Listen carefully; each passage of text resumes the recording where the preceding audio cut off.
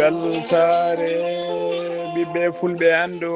diine maɗa fedde heblo sukaɓe africa weltare tv takusana yoni to korkoƴela to fasudeɓe to kuñankari to gawinane to madina alheri to gueteme to awoyni ko on takusan juula ha to galle sosoɓe to gawinane ha to galle samba so to ma e ko taari ɗum kala ene jeeya e gardini kabaruji men to leydi Mauritanie mairie de Nouadhibou e société civile en ndendini doole men kay ummini ko fate campagne fittude kay ittude ñonkoto e nder dendagal école aji tawteɗi e nder wuuro Nouadhibou foof gam jaɓɓade élevaji kay ñande altine paaɗo jeegoma lewru octobre to leydi Sénégal to wuuro witengo Toña Taba ene tawe nder fande Sédhiou ko gaynako goto tawa tigui ne fella ina wara e nder hakkude nayyi mum to leydi Mali ko président conseil régional mo Ségou wondude chauffeur mum kañumen bifta soit taw ande noon hol biftiɓe mo e holto nawa kedde Afrique jaɓɓoɗen ko Alassane Oumar Mbodj habaruji men joolam jaɓiri jaten ko ha to leydi Palestine to leydi Iran ha to leydi Ukraine bisimilla moon e kitki hotodirte joni piren pattiren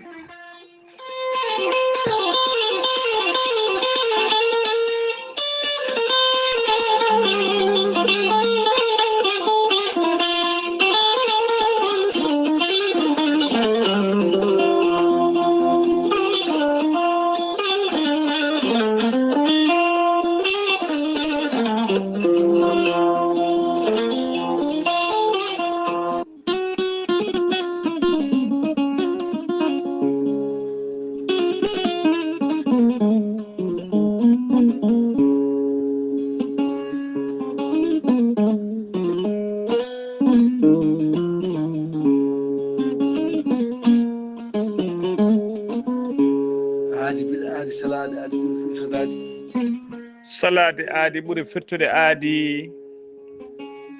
ceerno Amadou Tidiane Diallo gorko mo melga wuuro jinneji wi ko firtata aadi mo adunide e jande weltare ɓiɓɓe fulɓe andu diine maɗa weltare TV ceerno Amadou Tidiane Diallo ko wittiyanke leɗɗe ko safriyanke safruji fina tawa gandu bindi laaɓaɗo leɗɗe jadindo ɓalawale danwal kala ceerno Amadou Tidiane Diallo Allah luɓirimo gandal omo safra rafiji kewɗi ɗi jiida cirol gorko mo melga wuuro jinneji dendagal rafi mbawɗa wondude so tawi waɗan maldana ko balɗe tati kaddo toon mbiya alhamdulillah rabbil alamina gorko mo melga wuuro jinneji ene safra wonduɓe koyɗe musoje koyɗe ɓuutoje keeceje musoje ɓalli ƴakkoji e ɓalli ɓuutoji kala ceerno Amadou Tidiane Diallo ne yawri rewɓe wonduɓe kista fibram dogam sita rewɓe ronkuɓe sowade dattoraɓe e rewɓe sattoraɓe dewle kala ceerno Amadou Tidiane Diallo ne yawran ɓen worɓe wonduɓe prostate fiɗaɓe ustaraɓe gorago jippiɓe leece kala ceerno Amadou Tidiane Diallo no prostate ma poti kala so tawi on jokkodiri joni docteur eɓe ma namdoma an kam hollo safara ƴettuɗa ceerno Amadou Tidiane Diallo ne yawran ɓen ɓe arsigaji men kippi weddaɓe korte wonduɓe dabruji ƴeewoɓe kayitaji e ɗaɓɓoɓe visa ji kala ƴeewoɓe embauche ceerno Amadou Tidiane Diallo ne yawran ɓen worɓe anduɓe suddiɓe mumen walla rewɓe anduɓe worɓe mumen joni o fewnita hakkude moon ha wayno sukara ceerno Amadou Tidiane Diallo ko labɗo reedu ko malaɗo wune omo tawi oɗo saaha joni to leydi France kala jiɗɗo jokkodirde ceerno Amadou Tidiane Diallo gorko mo melga wuuro jinneji mbatta ko 00 336 04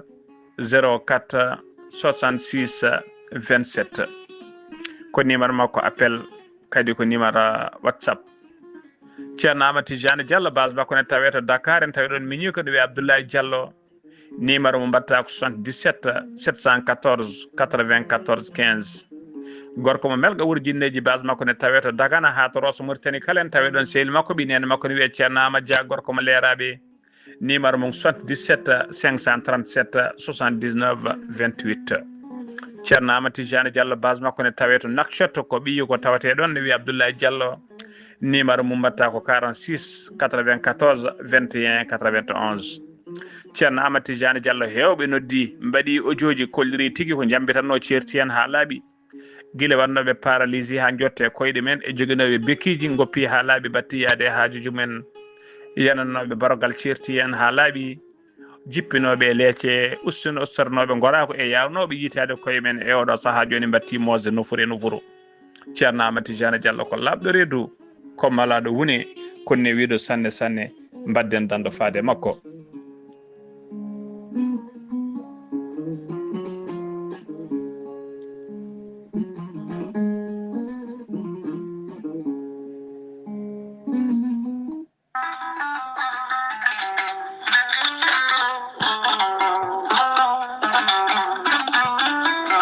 an neɗɗo jambittowo ɓandu musoru ɓandu wuloru ɓandu jaaɗoru neɗɗo toƴiɗo mo ƴiƴam dogata e ɓandu muma joguiɗo AVC jogui cardiaque jokkodire gorel te joni joni mbiya alhamdulillah. gorel te ko haako moƴƴo iwru ko to koridinoro ari ko wallude e safrude ha moñi kala yiito hen hoore muɗuma. a neɗɗo toƴiɗo yahata juma yahata jama ɓandu musoru koyɗi musoje keceji musoje joguiɗo AVC jogui cardiaque yogay ñabbuji goɗɗi kala sa jokkodire gorel te joni joni jiitoɗa hen hoore maɗa. gorel te ko haako moƴƴo iwru ko to koridinoro ala rewam ala effet a yittat ko jamireɗa mbaɗa hen aɗa yara aɗa yiito cellal ɓandu maɗa. sa yiɗi jokkodirde e gorel te jahata koto site mabɓe internet a mbaɗa www.gorelte.com ma janggan hoore maɗa kala ko gorel te safrata kala. so tawi ko tongoɗe gorel te jiɗɗa hebde gonɗa koto leydi Mali Bamako jokkodirta koye Amadou Tidiane Keneme o tawete koto Badara Bogo mbatta ko 00 223 78 11 09 39 walla so tawi gonɗa koto ñorodi Sahela jokkodirta koye Dawouda Sare mbatta ko 00 223 72 68 11 54 so tawi gonɗa koto Dakar to an jokkodirta koye Baba Seka mbatta ko 77 882 71 02 so tawi noon gonɗa koto Zambi jokkodirta koye Abdoussalam Ba to Kittoya mbatta ko 00 260 07 62 00 93 83 so tawi gonɗa koto leydi France jokkodirta koye Haruna Gayda mbatta ko 06 50 99 64 43 so tawi koto États-Unis d'Amérique gonɗa jokkodirta koye Abou Sow Kawral Fouta Business +1 34 77 01 56 77 musidɓe tedduɓe gorel te ko safara ɓoltan woni muɗuma. kettode kaburuji mon e demgal pula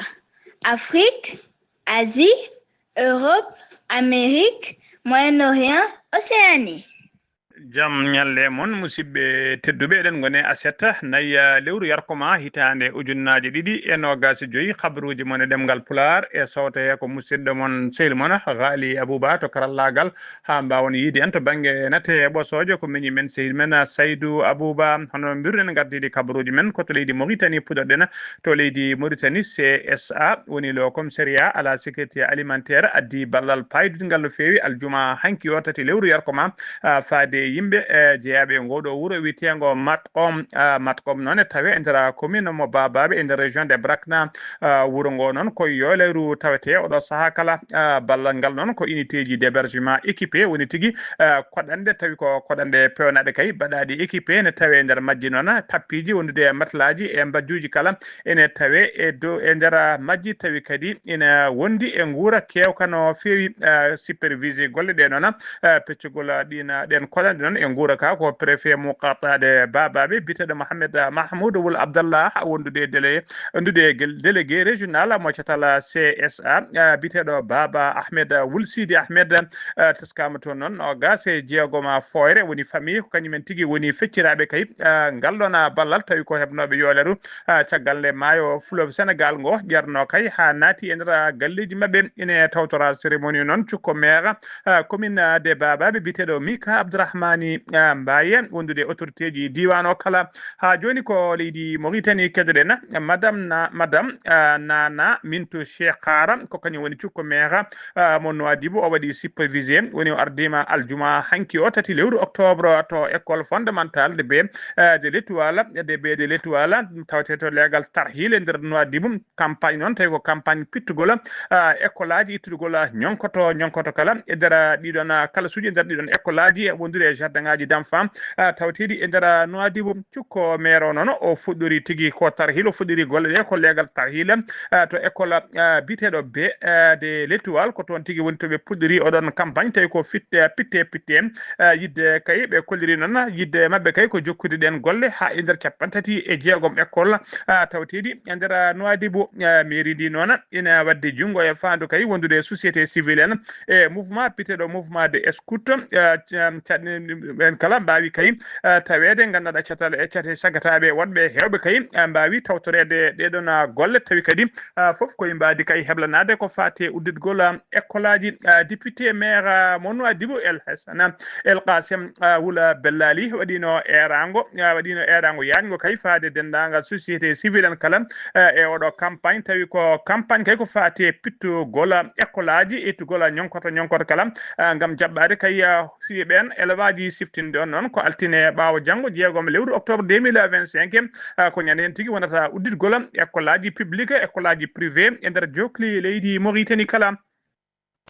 ha joni ko leydi Mauritanie keddoɗen leydi Mauritanie directeur de l'enseignement secondaire biteɗo Mohamed Abdourahmane o holliri tigui wonde oɗo saaha mo kalaten dendagal collège aji e lycée ji dendagal école aji kala koko paari kay ha laaɓi jaɓɓade élève aji ñande 6 lewru octobre soɓe gari kay ɓe tawata foof kene paari eɓe mbawi fuɗɗade cours ji mabɓe ñande 6 nde saabu foof koko paari e o holliri kay o holliri noon hitande hikka nde kay janguirɗe leydi ndi kala koko ɓeydano feewi e kala banggueji kala to banggue quantité to banggue qualité kala woni tigui ɗi ɓeydama hewde ɓe kewgol majji ɓeydama ko noon kadi ɓeydama garɗi tinede ɗum foof noon ko gam jaɓɓade ɓeydi kay sembinde jangde nde e nder leydi he o holliri noon wonde kay école aji kewɗi kala suuji école aji keesi kewɗi kay mbawi mahede école aji goɗɗonoɗi kadi kewɗe majji pewnitama ɓeydama kadi kala suuji foof noon ko guela kay teskede dendagal janggoɓe kala ne kewa pala suuji mumen kala suuji mumen hano hannirta ni ha joni habaruji men demgal pular senno mima to leydi Mauritanie ko to leydi Sénégal paaden to leydi Sénégal noon to accident musɗo waɗi aljuma hanki kikiɗe tolno wuuro witego Ngekokko e dow lawol Mbour fade Dias ko camion plateau kañuma felɓodiri e auto transport en commun mo hinde jagajayi yimɓe ɗiɗi noon basi hen pittali ɓen tawi ko ɗon e ɗon maayi woni sur place yimɓe sappo joyo kadi mbarmi hen no feewi yimɓe jeegomo kadi mbarmi hen barmanɗe kakkidiɗe hono no holliri kay sapeur pompier en ɓe saali notinoɓe kay e oɗon accident notinoɓe kay e oɗon accident barmuɓeɓe kala noon mbawi tigui ƴettede nawama to hôpital régional Ceerno Mansour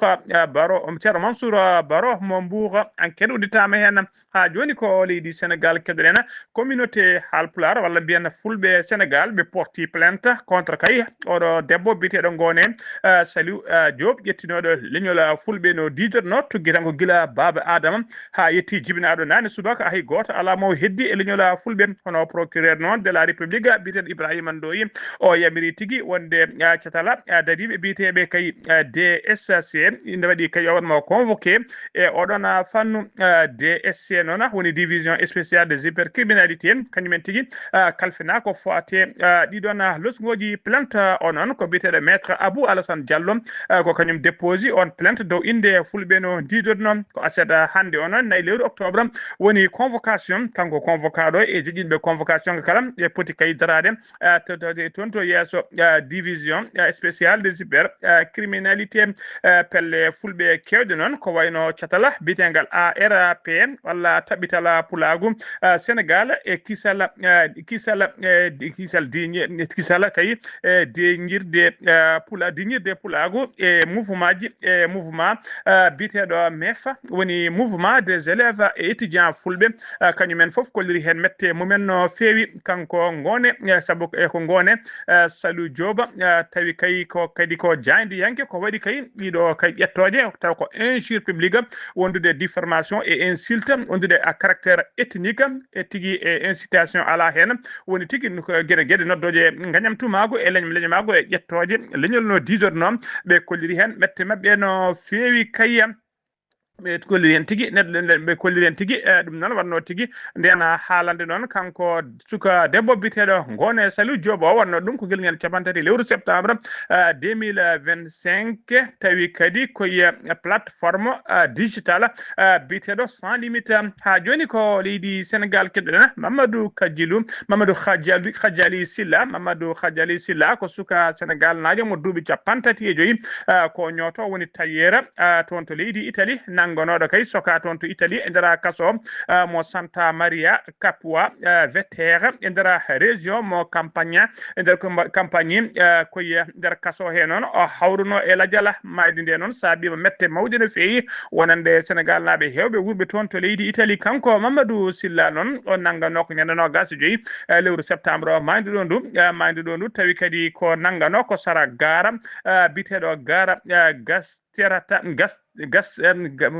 gasserta o tumano noon koko fati kay e guyka téléphone ndena police noon ari nanggudemo o darti noon dole makko ponno salade nanggede kay e tigui e pooɗe ndure he ko hen o gañi noon gañande musɗo no feewi o nawa tigui ñandeno o nawa toon to suudu safrirde ñandeno gas e jeegom lewru septembre noon caggal nde o nawata suudu safrirde caggal ɗum tigui o nawta toon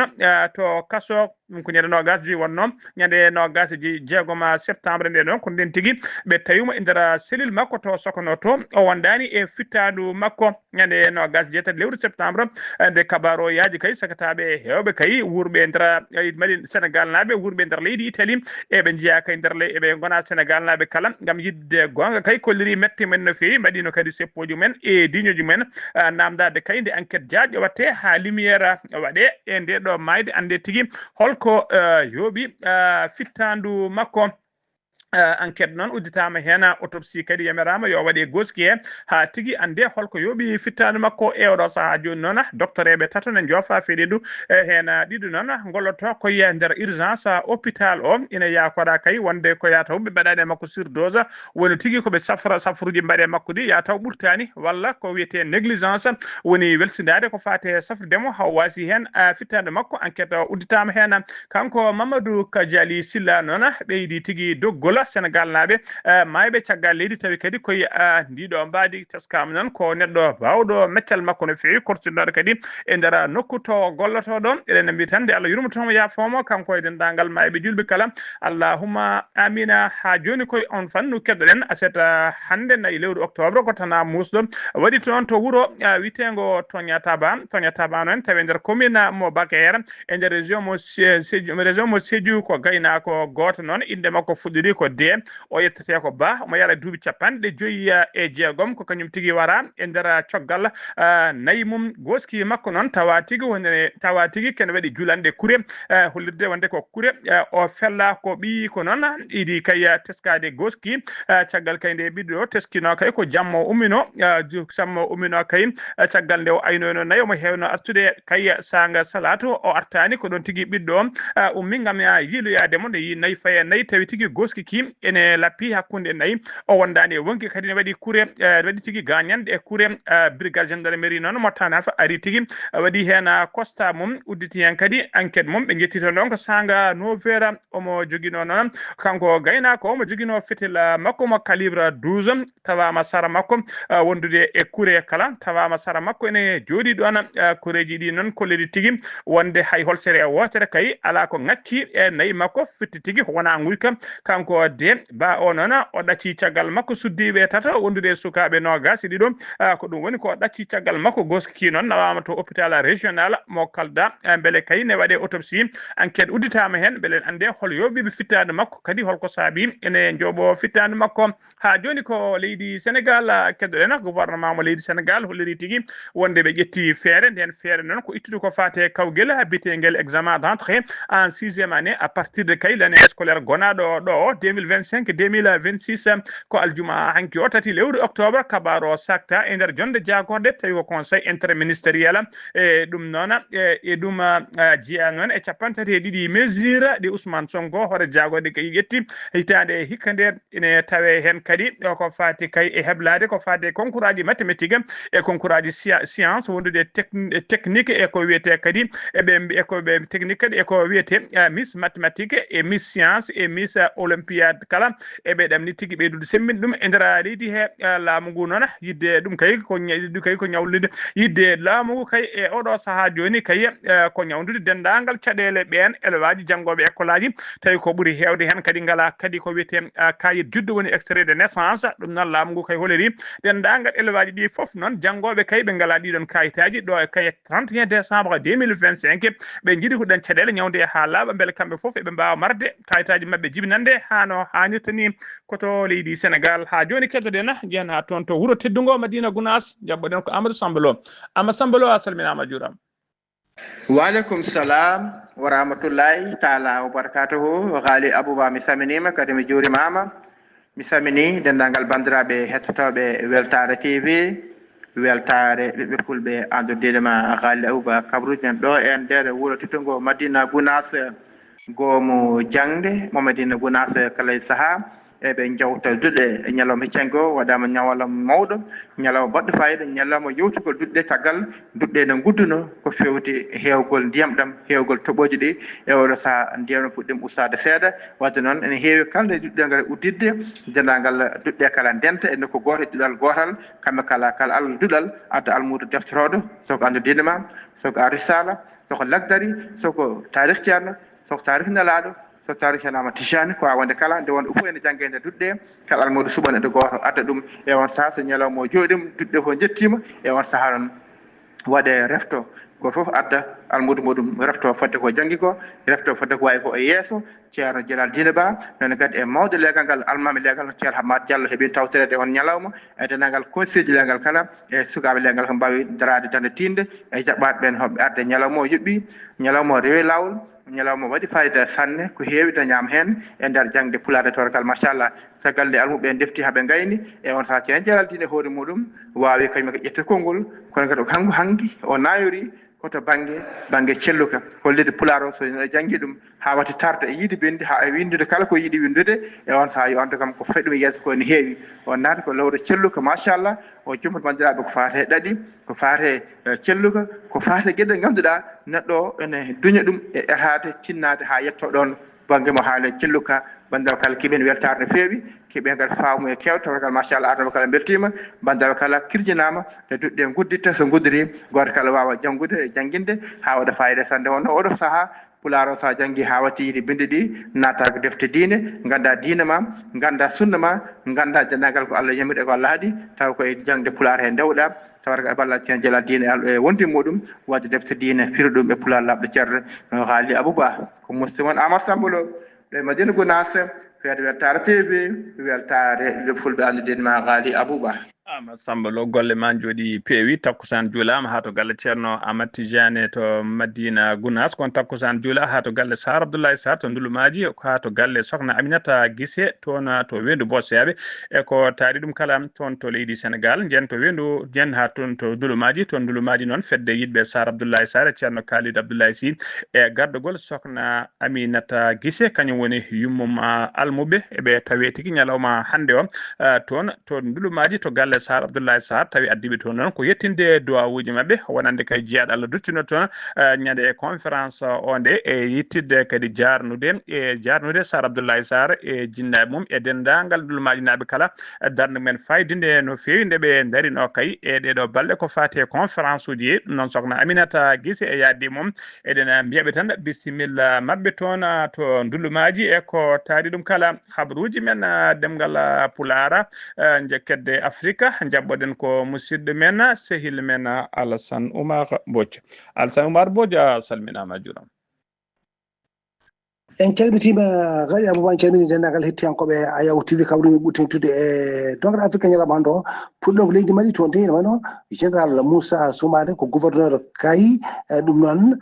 o wawi hono kankone o artude e couvre-feu o ɓeydi ɗum wonande région mo Kayi o gila goho lewru yokkama ujunnaje ɗiɗi nogas e joyi ha capan tati lewru ndu fodde lewru toon de koko ɓeyda wonande couvre-feu wonande e caɗele ñalnguji baɗoji toon ɓen seppiɗiɓe ɗum jiiri ko e oɗo saha adde toon deƴal ngal ɗum noon toon ɓe gila kay e nder mayiɗo lewru suddu ujunnaje ɗiɗi nogas joyi ko caɗele mawɗo ɓuri kanko noon général Moussa Soumare taw gouverneur de Kayi o wawi hon ƴettude ngal ɗon hono pellital ngam kay wiide wonde alay saago caɗele gonɗaɗe toon guuraɗe toon ɗe e ɗiɗo lebbi kekkeriɗe ha hande noon to jalguji baɗɗo toon taw kadi ko dekkodirde kadi ko jokkodirde gila go lewru juillet ujunnaje ɗiɗi nogas joyi taw kadi ala koɓe toɓɓi so wona ko ɗin localité ji kono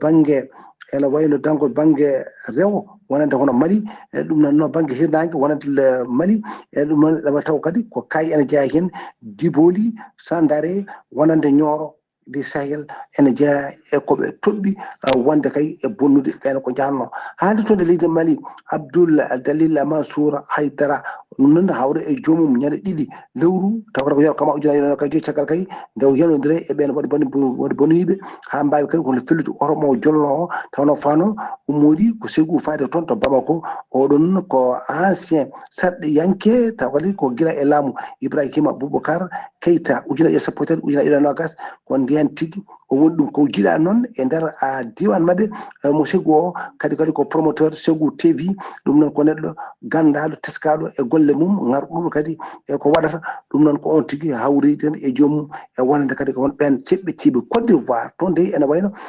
taw kadi ko gila o Alassane Dramane wotere ale jappere nde ɗum noon kadi koye avril wonno ɗum noon ene wayno de caɗele kewɗe mbaɗi hakkude makko e Laurent Gbagbo ɗum noon e oɗo saha kadi o yiiɗi kankone ko burgude tawde 4e hono makko ono mandat ɗum no yimɓeɓe namdi hen koye mumen e ɗiɗi duuɓi capan tati kono battidiɗi hal ko jogori battinde makko kanko Alassane Dramane wotane tawno wonde ko économiste kadi ko neɗɗo gandaɗo no fewi ko fonctionnaire tawko international ɗum noon hal ko jogori wonde kono battande ɗen duuɓi capan tati kono jogori wattinaɗe ɗi Cameroun to nde ene wayno ko toɗɗugol gardagol ono leyɗeyagal to kadi wonat toon ene wayno oɗo saaha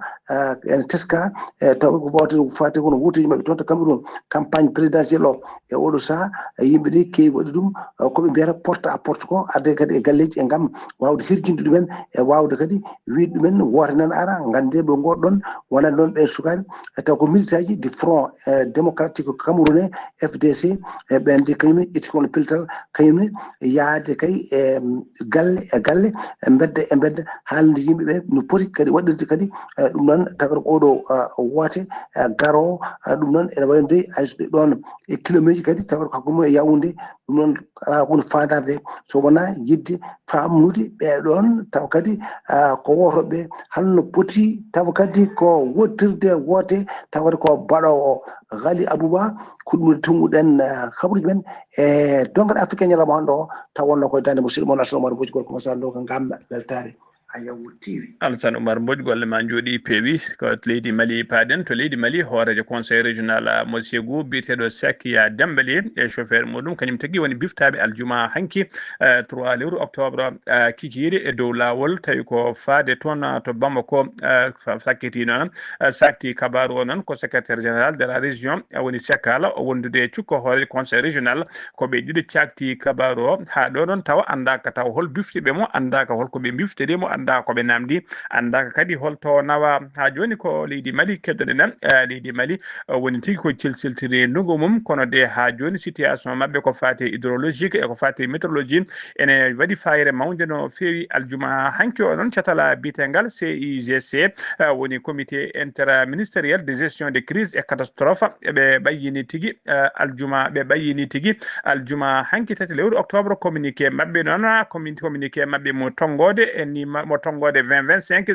014 tawi ko bila muso no fewi e kayi e wiide yo yimɓeɓe kadi ɓeydu rentade e oɗo saaha joni bila mo ɓe dokkiɗo noon tugui ko ndungu ngu fuɗɗi faade ñalawma hande omo kalten ko capanɗe nayyi e nayyi ka inondation woni yo alari ko ɗum woni koɓe keeɓi ɓe keeɓi kadi jankon ƴiwonde sappo woni foudre ɓe keeɓi kadi keneli nayyi mawɗi kulɓiniɗi ɓe keeɓi nogas e nayyi o neɗɗo wasɓe hen pittali men yentude capantato e joyi yimɓe barmuɓe hen ɓe keeɓi ujunere temedde capantato e jeeɗiɗo